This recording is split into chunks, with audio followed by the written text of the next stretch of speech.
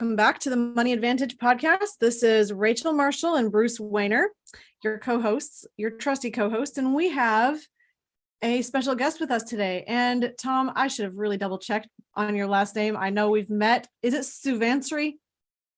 That's spot on. Well done. What? Awesome. Well, Tom Suvansri is here with us today on the show, and we're going to be really digging into whole life insurance in his real, actual everyday life. We've known Tom for a while now. I think I met you about 5 years ago or so, and I think maybe Bruce before that. Tom, I know you are working in the industry, but you are also very like-minded as we are in terms of using a product that we promote. It's not just about saying, oh, hey, it's good for everybody else. We're saying, hey, this is actually good for us. So good that we are doing it, in fact, and loving the results in our life. And so, Tom, I'm really excited to talk with you about this 19-year journey that you have been on so far and what fruit it's produced in your life in terms of having your whole life insurance policies and seeing what's happening with them and what you're doing now and what you're looking forward to in the future. So thank you for joining us on the show today. Thank you for having me. I'm honored as an advisor. I really appreciate all you guys do. I get tons out of all of your episodes as well. So just an honor to be here. Awesome. Now, Bruce, before I jump into any questions, can you just share a little bit about your background and how we came into this conversation today? Yeah, so Tom and Tom, you might know the exact how many years it's been since we've met, but it's been quite a few.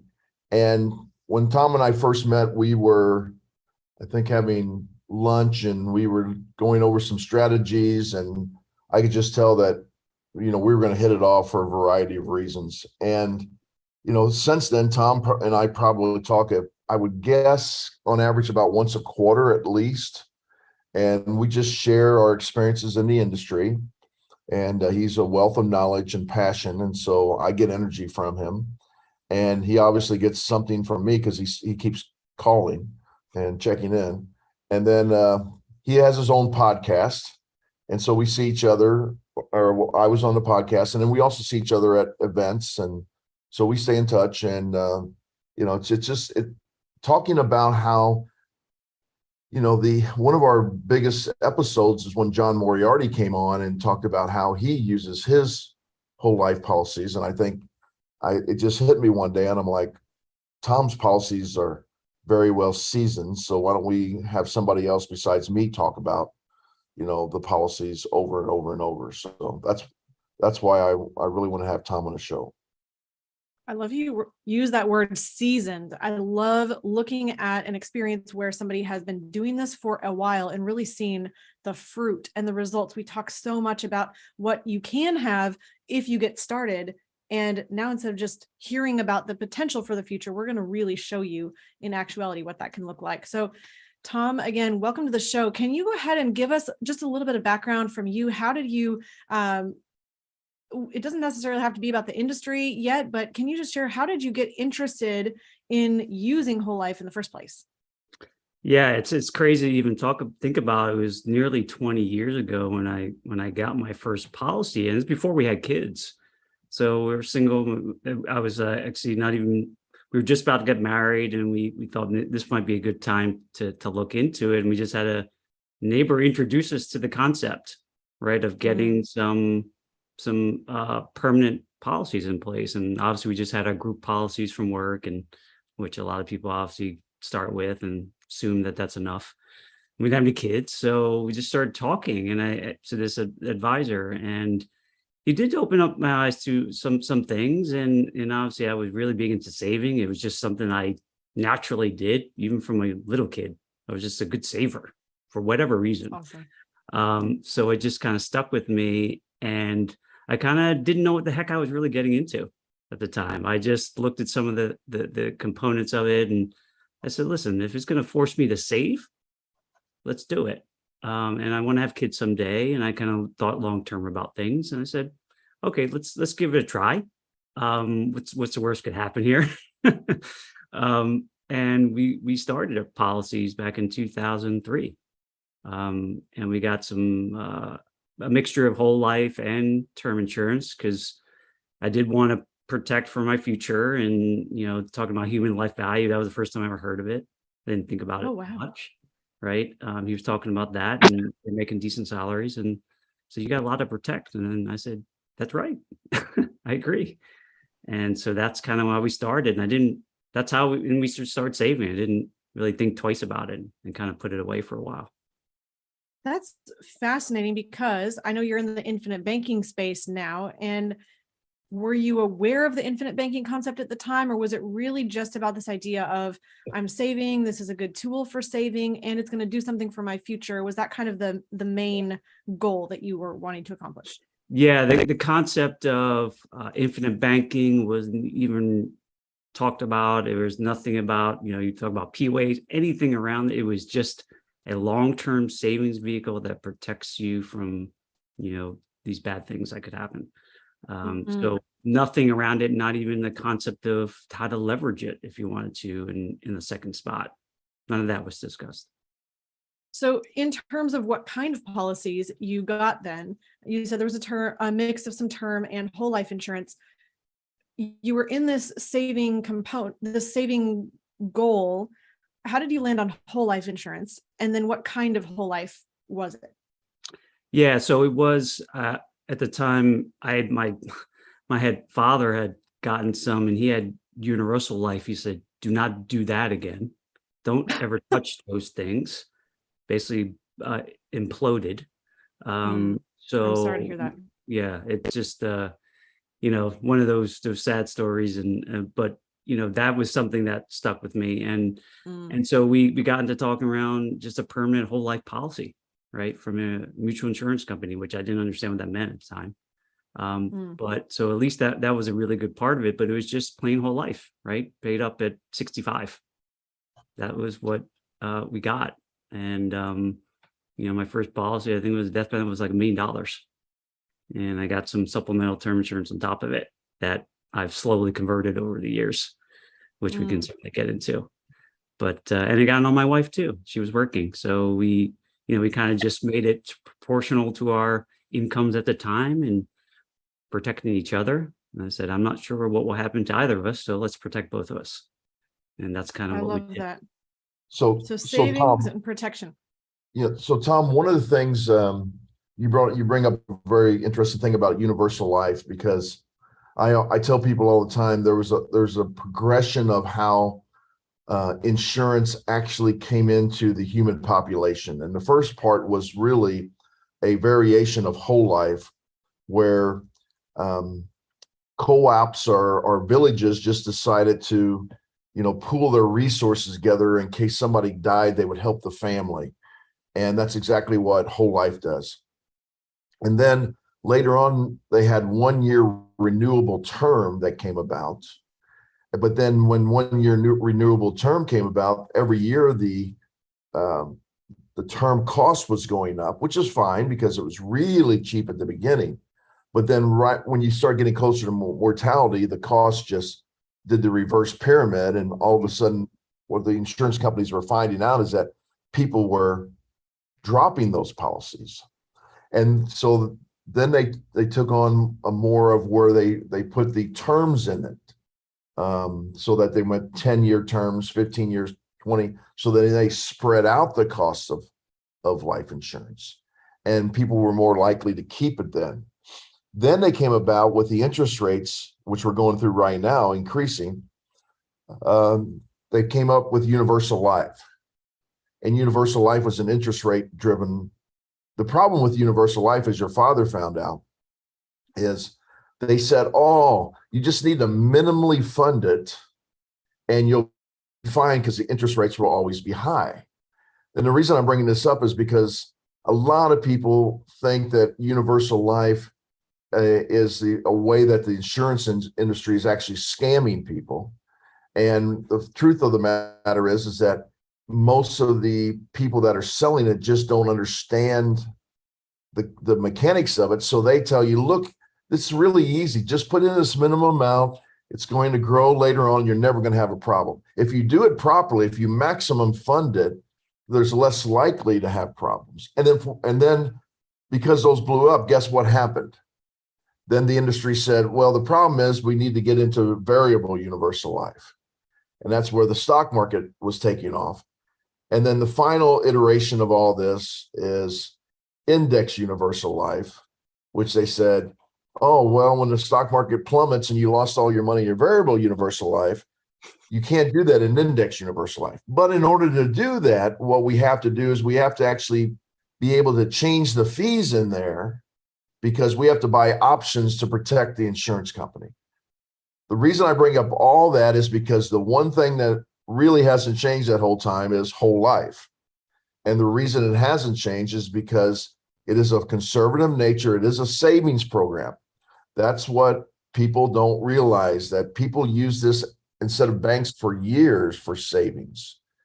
And it wasn't until the interest rates at the banks actually took off that a lot of people started just storing money in the banks. So that's interesting that you came at this from a savings component, even though you also needed to have the protection for your family. And I tell this, and you know that my wife and I don't have any children either. And the time you didn't have any children.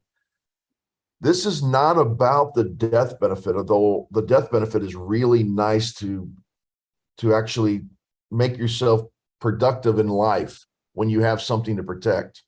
But the really nice thing, taking infinite banking out of it, is it's a great savings formula for people to set it and forget it. Yeah, there's so much packed into that. And Bruce, thanks for walking through that history. I think it's really helpful to hear why not all whole life insurance is the same, or why not all life insurance is the same, and how you can use a different product to really go back to the fundamentals. The fundamentals being, let's save really well, and let's not try to think about how to get the highest rate of return, and also get investments built into our protection. Let's just think about it as pure savings and protection.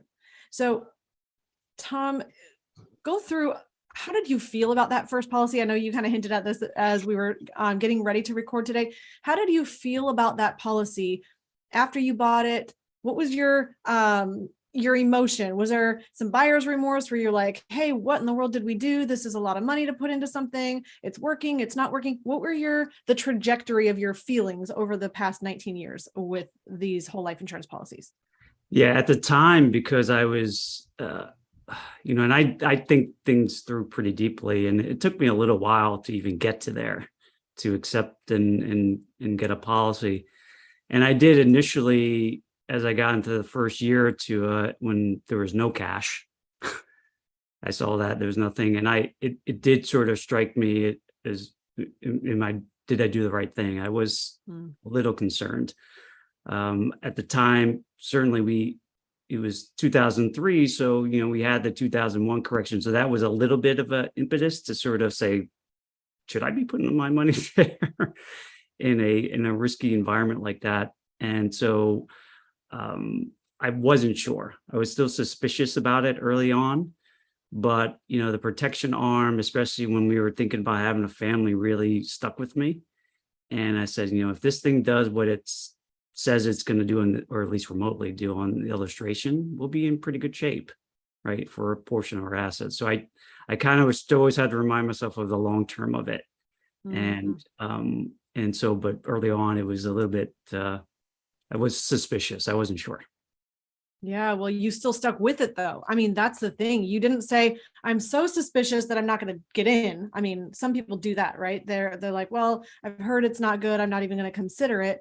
And then you said, okay, well, I'm going to jump over that hurdle. And first I'm going to start this policy. And now it's still looking like it's not doing much for me in these early years right away. I'm not really sure this is a good idea, but you stuck with it, and something made you stick with it. How do you feel about your policies right now? It's so funny. I was kind of joking with my wife about it, because like every time I get an annual sort of statement come through saying your premium is due, some people think of it like a bill. I tell you, I give it a hug, because I know what it's done for us and our families. It's secured so much for us over these years, and what it will do in the future. Like, I cannot wait to contribute to it, because I know we've done the hard work up front. and it is now getting better every year I own it. And I said, especially at the time in our lives, later in our lives, it's going to be like this security blanket for us for a lot of things, and for our children and hopefully our grandchildren. And so I'm looking at it that way. And I just, I get sometimes a little emotional when I think about it like that, because, obviously I'm trying to share this with my kids, and, getting them to learn it as they get older. And it's just a powerful tool, and you can get so wrapped up in just the life insurance as a product. But what it's done for our family and what it's secured is, I can't even put a dollar on it. It's amazing. Hey, Tom, That's awesome. you said this earlier, but I don't think people kind of caught it. You said it's just like ordinary whole life insurance. So if you could expound on that, and then also what I also talk about, the kind of the crossover point that you found in the ordinary whole life insurance, because what people don't realize, it's really close to an IBC type structure. It's just that you give up a lot more in the beginning than you do in IBC, but it quickly catches up later on. And one of the reasons it does catch up is because of the amount of dividends that an ordinary whole life policy will actually produce compared to the IBC program. So could you talk about the structure of that in a little more detail? Yeah. So this one, I'll take mine, which it was $1 million policy, and it was a little over 12,000 a year, and it was steady, right? It doesn't fluctuate, right? So early on, it feels a little painful, but every year it's, with our inflationary world we live in, it's getting cheaper to fund this. The dollars are getting cheaper. And I think and again, at the time, we were also, the interest rates were higher at the time we got them. So you imagine the illustrations reflected higher dividends. Mm-hmm. So I've seen that. And I went back, because I can be somewhat of a nerd sometimes looking at this stuff, and compared them. And they're much, the dividends were lower than what the illustration says. And I know you guys preach that all the time, is that these are just illustrations. Yeah, they're just snapshots in time. And I say all the time. Yeah. And that's truth. And in the world we live in, maybe we're going to see increasing ones, right, as interest rates rise, but no guarantee that. But looking at that, the guaranteed cash was what they said it was going to be, right? So that was good. And the dividends were a little lower, but they were still getting delivered every year, right? And it took, I think it was around year 12 or 13 when what I had contributed was equal to the cash. So obviously, So meaning your premiums that you'd paid in for those 12 years, now your cash value is that and going beyond the paid in capital. Correct. But well before that, I think it was somewhere in the year 5-ish, I think, is when my cash was, in that 1 year, went up by more than what I put in. Mm. Right. So from an individual year break even, if you want to call it that, then I felt like, in my mind, it was kind of like, this is a bank account. Because I put the dollar in, and the dollar is showing up in the other side here. So psychologically, in my head, I started saying, this is not an expense anymore. Right. This is how I store money. It's what we would refer to like an all base policy. Yes. All base. So, and then you didn't have a term rider, you had a standalone term policy. Correct. Right. Correct. Yeah. I just want to make sure the listeners kind of understood this. And then you've also gone through two mortality changes and a 7702. So we have to understand that the industry continues to change. So whatever Tom was getting, it is now not exactly, but it's really, really close. And when you get down into the minutia, that's really dangerous a lot of times. So I tell people, because we don't even know where the industry is going to go into the future, and where the mortality tables are going to go, and where the interest rates are going to go, so on and so forth. But the one thing we do know, as Tom said, the guaranteed cash, we do know that the insurance companies will be in that position, And then from their track record, every company that you represent and we represent has been around for at least 117 years and have never missed, a dividend payout. They may not have hit the one on the illustration, and frankly, sometimes they're a lot higher than the ones on the illustrations. So you need to understand how dividends work, but you can't get hung up on the illustrations. So Actually, Bruce, I want to add on to that real quick with the illustration idea, just because I think it can be so easy when you're getting started to say, all right, I like this life insurance idea, but now I got to understand exactly what's happening. I have to have the exact right design, the exact right policy. And you're looking at, okay, well, which one shows a little bit higher dividend rate? Which one shows a little bit higher on the non-guaranteed cash value? Which illustration is better? That's really what it all boils down to. Which illustration is better today and in the future? The problem with all of that is that, as Tom was saying, his experience in real life was different than the illustration. So the illustration is not the main thing. Don't make your decision based on comparing every single line item in an illustration and thinking the finer you look at all the tiny details, the better decision you'll make. That's not true. Instead, zoom back out from the whole thing.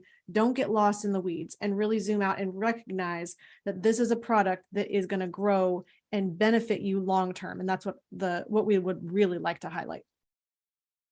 No, that's great. Bruce, I just wanted to articulate that. You can that's awesome. Our friend James Nethery, I quote him all the time. If you understand the concepts, the details don't matter. And if you don't understand the concepts, the details don't matter. So the details never matter. You do have to understand the concepts.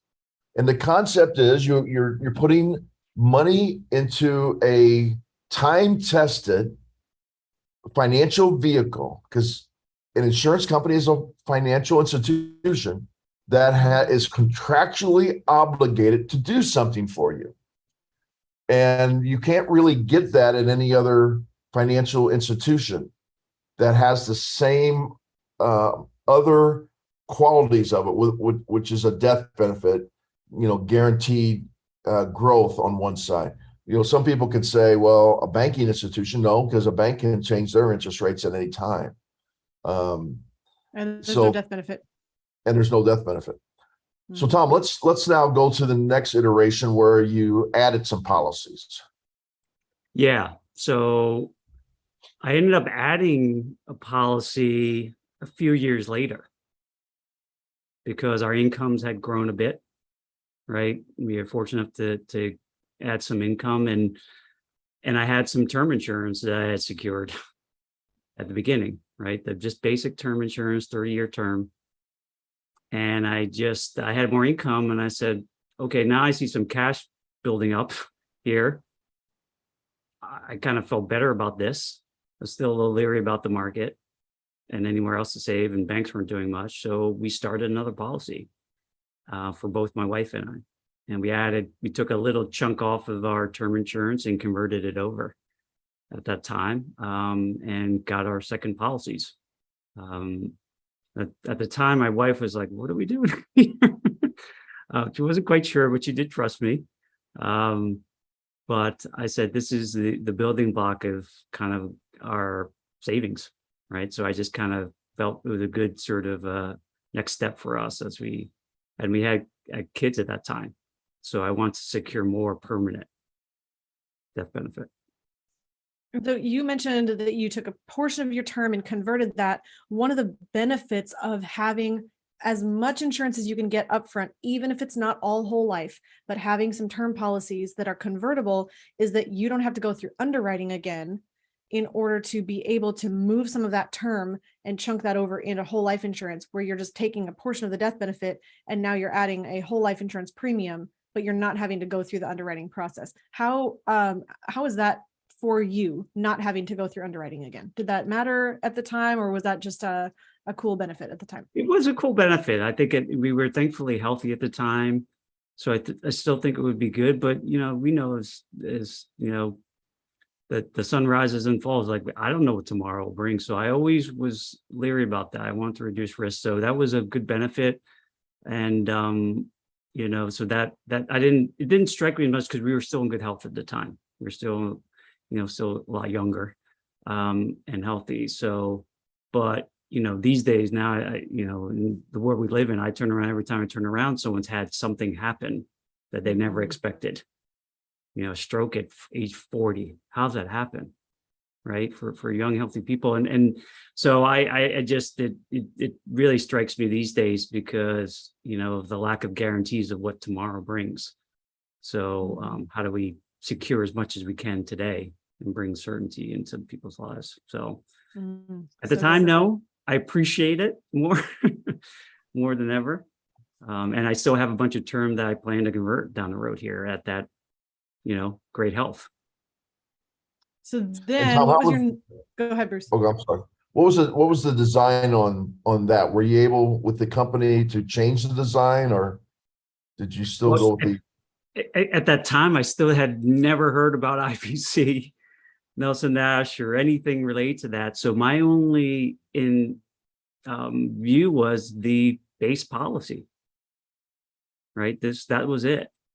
So this one's now it's that's starting to hum now pretty well. It's taken some time too, similar to the first one. But they're turning off decent amounts of dividends. Yeah. So it was all base. So now it at is? this point, I'm sorry, Rachel. I always find it interesting. I get the same reaction with my policies, and even though they weren't all base, although I did just recently do one all based on my wife because we were trying to boost up the guaranteed death benefit. And I have a feeling that the interest rates are going to take off and stay there for sustained time. So I think the dividends are going to perform better. That's just my opinion, but I have historical perspective being in the industry in the 80s when it happened. And, I was willing to give up that liquidity. So I knew what I was doing because I do this every day to give up the liquidity. But it is really fun when you do make a payment, whether it be a monthly or an annual payment into your policies, and you see that immediate growth. It's kind of like fun. It's like I tell people, it's like an ATM. You're like making a money machine when that happens. And a lot of people think it's boring, but I think it's neat. I get excited when I look at my personal information report after I make the payment, because it takes about 2 weeks for it to actually process, and watching that cash value then leap up. It's very satisfying. It is. I'm telling you, for those early years policies, I mean, today, I come over and I show the paper to my wife and I get all giddy about it. And she said, we put $1, I created over 2. And I didn't even take any risk on it. Right. Mhm. I said, where does this ever happen right? I mean, living in another world. Right. You tell people that and there's like, how does that happen? Well, you gotta learn it. Well, it's really, I think it comes down to this. Range. Yeah. It is totally long range. I mean, it makes me literally think about the person who says, or there's this old Indian proverb, blessed is the man who plants trees under whose shade he will never sit. It's this idea that I'm doing something for the future. Now, granted, we're getting to enjoy the rewards of the seed that we're planting, but you could say, well, at the moment I planted it, I didn't receive the reward. Well, the microwave culture, this desire that we have for everything to be super immediate, has, I think, short-sighted so many people from being able to really step back and say, what is the best decision for the long term? And we do have to have delayed gratification. We do have to make decisions that are not just feel-good decisions right now in order to get that. And I think it's so valuable to highlight your actual experience of feeling that. So let's jump forward now. What have you been able to do with your kids? I think you said they're 16 and 13. So where were they in the mix? And I know you have policies on them now. When did that start? Yeah, so that started in 2009. So they were our, I guess, 5th and 6th policies we put on the books, right? So we got smaller policies for them. I think their death benefit was like 500,000 at the time. And we just started because we said this savings for us, well, why not save for them? right? There could be some for college and they could use and protect them. So I just kind of got onto a rhythm of it. I felt better with it each year. So we started them, and we've been funding theirs, and theirs are finally getting to be a little bit more efficient now, where every dollar goes in, it's going up by more than what I put in. And we'll have some options down the road for them to maybe utilize that for school or business or whatever the heck they want. And then maybe, I said maybe, I have to talk to them, make sure they're responsible enough and that they can own it down the road, right? And I've shown this to them. And I could share a little fun story with how we use it today down the road here. Yes, yeah, please do. To help illustrate, because I think when we think about IBC, I know we didn't get to it yet, but the one thing I love about it, it helps to, in my mind, help teach basic principles about finance and how to manage money. And so I've used it to help sort of share this with my kids. So the cash value they've gotten in there, I have borrowed against it. And I showed them this. I showed specifically in their lives, they know it. And we have used it for investments that have created enough income, it pays their premium for them every year. Awesome. So it goes right back in and pays on the note. And so it's continued to just fund this thing on its own through the use of an asset that we invest in. And we know the business owner, we know what's going on. And so they get to see the cycle of this and how money can be, multiplied in ways and used in multiple spots and controlling the debt. And so it's a fun exercise because they're like, I totally get it. And they're like, wow, this is amazing. And I said, that to me is well worth getting the policy started. That I got to be able to share the direct experience with them so they can see what's possible, right, in this infinite world. So it's just a joy. I look forward to sharing with them every time we review it together. So we started doing that these past few years. Well, it's really exciting to walk beside your kids. Sorry, Bruce, for the delay. I know we keep talking over each other. You go ahead. That's why real estate people really get into the infinite banking concept, because Kiyosaki is always talking about, buying assets that produce cash flow. And it doesn't always have to be real estate, but obviously Kiyosaki is a real estate person. But what I'm disappointed in the real estate professionals is that they believe they have to have their money, deployed it right away all the time, instead of building up and looking for the right opportunity instead of any opportunity. And we're seeing that in our economy right now with, I won't get into it, and I probably have to have disclosure here about SPACs and private equity. And we're not suggesting you get into these things, but whenever you have too much money in the system like we do now, what ends up happening is those people, my dad used to say, it's like that money's burning a hole in your pocket, and so what you do is you just spend it on something because you feel like you have to spend it on something there at that time, and you end up making not as good of investment choices as possible for that asset. And so if people step back and think long range, even real estate professionals, build up some cash, look for that perfect scenario, which I believe is going to be harder to find right now in our environment, but thinking long range. And that's what you're teaching your kids to do when you're showing them how an asset can come back and then make the payments, which we have a lot of people that are buying assets leveraging their policies to actually have another form of passive income so that they can do what they love to do. So I think this would be a good segment to talk about, your transformation getting into the business. Yeah. And a lot of it started because, to Rachel, you mentioned I kind of just assume these things come to you at the right time, right? Because I still remember I think it was 2015 when I came across IBC. I started reading things that are in the prosperity economics movement, Erickson Butler, and I started reading. I read the book Becoming Your Own Banker by Nelson Nash, and I had to read it literally 3 times in a row. I said, "What is this?" I've never, And I just stayed up at night. I couldn't go to sleep, frankly.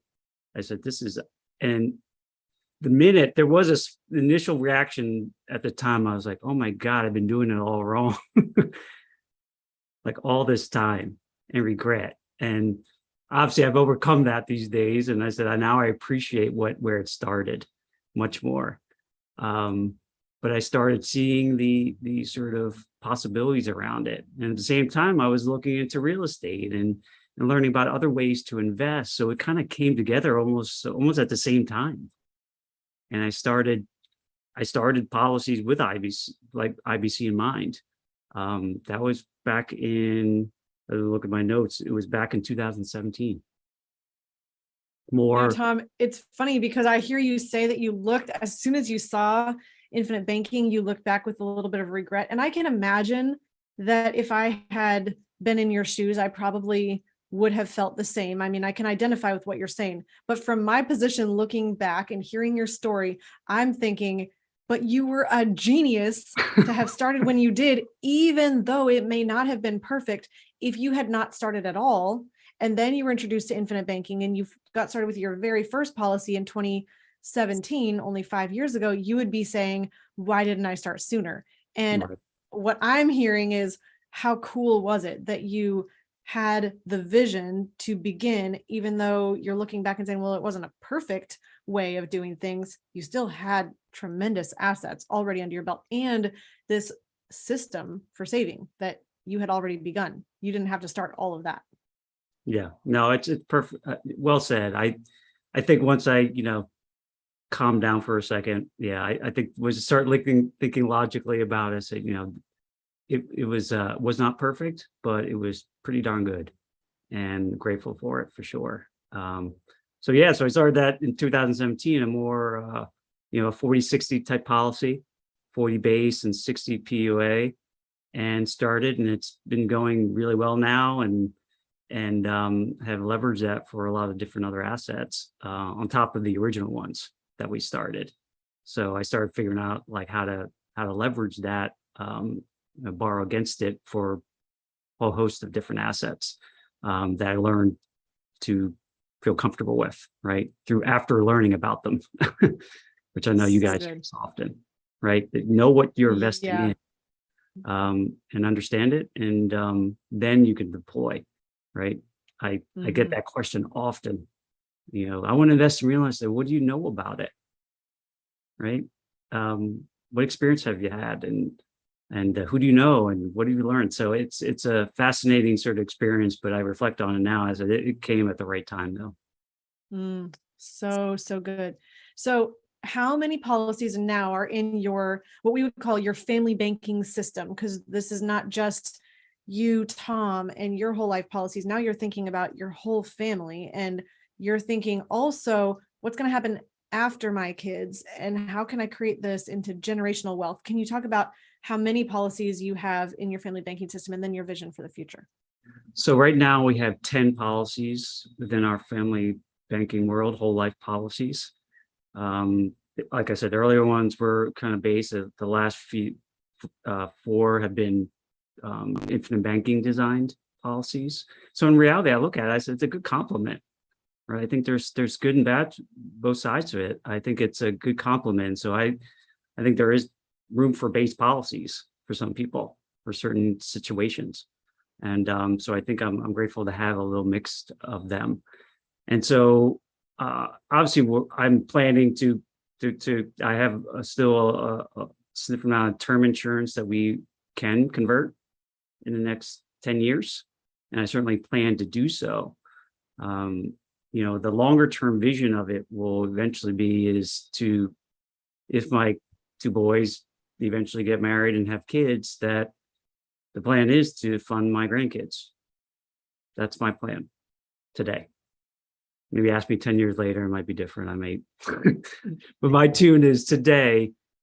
This is where I'm trying to start this engine for my family long term, and I see that as a priority for me. So that's awesome.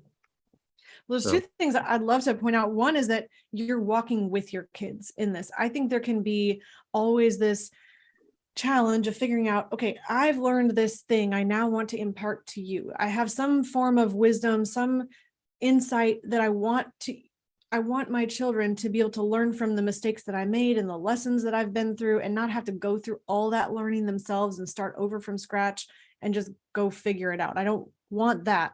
But then how do you actually get them to learn the lesson? And, we all know preaching at your kid and telling them what to do is super successful, right? But if you pave the way and you model the path and you do the right thing, you can say, follow me as I have done. You can say, watch me. And then you can say, hey, I'm going to put my arm around you and we're going to show you. We're not just going to tell you, this is a great idea for you to do, but I'm not going to do it for myself. You just have to go do it for yourself. They're not going to listen at all to that. But if they can see the fruit in your life and say, wait a minute, that looks really cool. And you take the time then to put your arm around them and say, let me teach you what I've done. Let me show you the reason. Let me show you how you can do this as well. That's powerful. Yeah, I agree. And it's one of those things that, as parents and, all we want for them, right? And I assume you would agree with this, is to have that independence and control their lives. Mm-hmm. Right. And one aspect is their personal finances. And unfortunately, I will not be around here forever. Right. Although I certainly would love that. But that's not reality. And so I need them to carry forward and give them as much a leg up as possible, but, ensure them that they're going to be able to handle their futures and their lives and perpetuate this. So it's just funny because I started writing down stuff because they weren't listening to me all the time. I said, let me just write it down. And when they're ready, they'll read it. And I started writing down more and learning all the things and writing down anything that's impacted me in a positive way from different mentors, different books, resources, and just wrote it down. And someone said, why don't you just write a book around this? That's what I did. It was more just to give them something that they could always have if I fell off the earth tomorrow. And so I didn't know you had a book. That's awesome. Have you published this? Yeah, just recently. Yeah, and it's called Wealth Tell us about your book. Yeah, it's called Wealth Beyond the Numbers. And it was just, things that I've learned that have impacted me, that helped me live a more fulfilling life, to have some more spirituality and relationships with family and friends, and have just, helped me build some wealth too at the same time. And so it just really has helped me. And I'm just grateful for all the things I've come across and the people. And it's just, amazing when you reflect on it. And I can't wait for what's next. Well, Tom, it's just so cool because I think so many times people can think about wealth is just numbers and wealth is just money, but it's not. It's really, once you figure out the money and you figure out how to make it and how to manage it, you're doing all of this internal work, right? Because you have to figure out how to serve other people and how to draw out the gifts and skills that God's infused and placed inside of you. And you have to figure out how to delay gratification and do the right thing and put systems in place and figure out how to think for the future, not just for right now. And so you're doing all of this stuff that's making you grow in your character. And then to truly be wealthy, you're utilizing that for the purpose of other things. But if you have all the money in the world, that does not mean a successful life. It doesn't mean true wealth. Where wealth really consists of being truly fulfilled and happy and growing spiritually. There's a huge spiritual component to our lives. It's not just the material and tangible. And it sounds like you are just super like-minded on sharing those thoughts. I want to come back to the life insurance just for one quick moment. You had mentioned human life value at the very beginning. And something amazing about human life value is even if you put all the life insurance in place that you could, say 20 years ago, your human life value over time is growing as your income continues to rise and as your assets rise. And what you can look at is not only as you move life insurance over to whole life insurance, you have a growing death benefit, but then you also can add on more term policies if you ever have the need to increase the death benefit so that you have more human life value. And so just a really cool way to recognize that your human life value is growing and your life insurance can grow along with that to provide more death benefit. Yeah, no, it's powerful. And to the point of which I think is hard for some people. We talk to people to think long term about things. I think it's hard.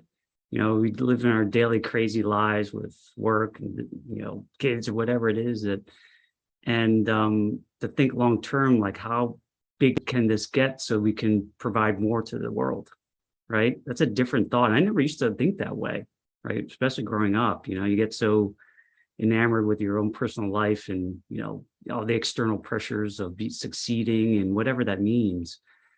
And, as you go, I guess this is what happens when you mature or grow older. You see bigger picture of what Yeah. you were here for. And it's got to have more meaning than just making money, at least from my lens. It doesn't drive it. It used to be the only thing. And even when I remember seeing a number on my balance sheet and I said, I don't feel any different today. I got here. What does it mean? And so over the years, it's really gotten home to me to reflect on that, because you can sacrifice a lot to go get it. And it better be worth it if you're going to do that, from my point of view. Yes, I think it's so amazing. And Bruce, I know you can attest to this just because of all the conversations that we've had that talk about this same thing, but there's so much more to life than just the individual pursuit and the satisfaction that you get from having more money and being able to buy more things. At some point, you reach this phase in your life that you realize none of that really actually matters, and what you truly want is fulfillment. And the way to achieve that is not usually through the methods and the path and the strategies that we thought were all the right thing when you're younger. And there's just so much value in maturity and in age. And that comes back to the word, Bruce, that you mentioned about having seasoned policies. It's amazing that this seasoned policy can grow along with you as a human as you become seasoned and have a more expansive and deep and thoughtful approach to life. It truly provides more fulfillment as you are looking for more fulfillment.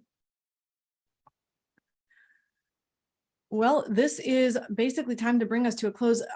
Tom, can you share with us how somebody can reach out to you personally, and just where they can get your book? This has been a fascinating conversation. I believe you're a Nelson Nash Institute practitioner as well. Just share a little bit about you, and how people can reach out to you. Yeah, best spot, certainly you can, my website, perennialpride.com. You can buy the book there. We just kind of released it last week, and after a lot of wow, iteration. nice. Yeah, so it's been a longer haul than I expected. Yes, amen. I understand. So people can reach out there and certainly connect to me there and book some time if you want to chat. I'm always I love to chat with people and help them where I can. Yeah, that'd be best spot. And also my podcast, Perennial Pride Podcast. People can check out great information there. And you might actually, if you listen to the episode, you might hear a famous guy, Bruce Wayner, on there, I think once. Yeah, it was a lot of fun to do. So Rachel, as we wrap up today, I think what people really need to take away from the podcast is to not get caught up in the minutia of policy design, and that the savings component, and especially when we're talking about the times of turmoil that we're in right now, developing good savings habit is the most important thing, not the design. And that's what everybody keeps talking about. Now, there's parameters that if you're trying to accomplish things within those parameters, but paralysis by analysis captures way too many people. And Tom would probably admit it captures him in his life at times. But if you can think of yourself as just a producer all the time, you're always going to produce more instead of just consuming more. The amount you put into a policy or design to put in policy is actually second to just getting the policy going. Absolutely. I think that you need a standing ovation for that, Bruce. That was the exact main point of this. And I think we'll just close on that. Get started. You will look back and thank yourself for making that traction and getting going. Whole life insurance design doesn't matter as much. Illustrations don't matter as much. Just begin where you are, take those steps forward, and you will be so thankful that you did. So we're going to close out today. If you are looking for somebody to really help you make these decisions, you can reach out to Tom. You can reach out to us at the Money Advantage. We'll help you walk through just really looking at your financial situation and saying, here's my goals. Here's what I have to work with. Here's the decisions I've made in the past. Here's what I want to accomplish in the future. How do I optimize this? How do I keep as much of the money that I'm making as possible? How do I grow it? How do I think long-term? How do I stop just making quick reactionary decisions? And we can help you walk through all of that. And chances are the answer is probably going to be somewhere in the ballpark of getting started with where you are right now.